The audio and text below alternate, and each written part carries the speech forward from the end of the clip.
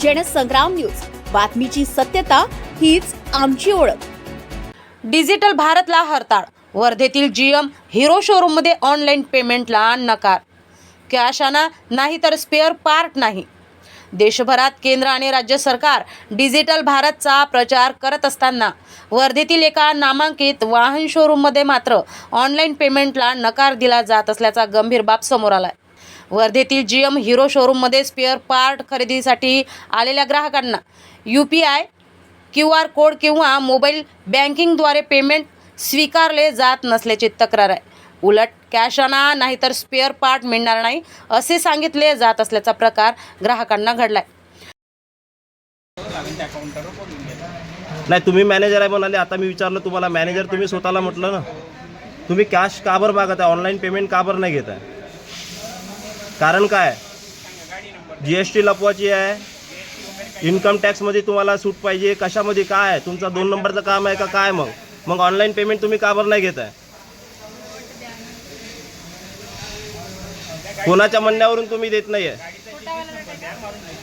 हा, तर मग तुम्ही सांगा ना, गाडीचा चेचस नंबर पाहिजे का पाहिजे, तुम्ही सांगा ना मला।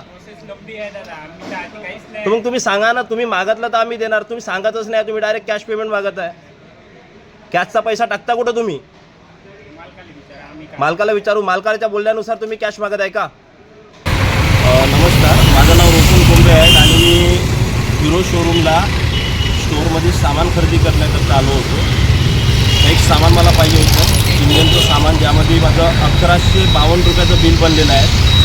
पण परिस्थिती अशी आहे की इथे ऑनलाईन पेमेंट स्वीकारत नाही, UPI कुठल्याही प्रकार त्यांच्याकडे ऑप्शन नाही आहे, सगळे कॅश पेमेंट मागत आहे। एवढं मोठं शोरूम आहे, लाखो रुपये ऑनलाईन घेते, कारण यांच्याकडून हे अपेक्षित नव्हतं आम्हाला।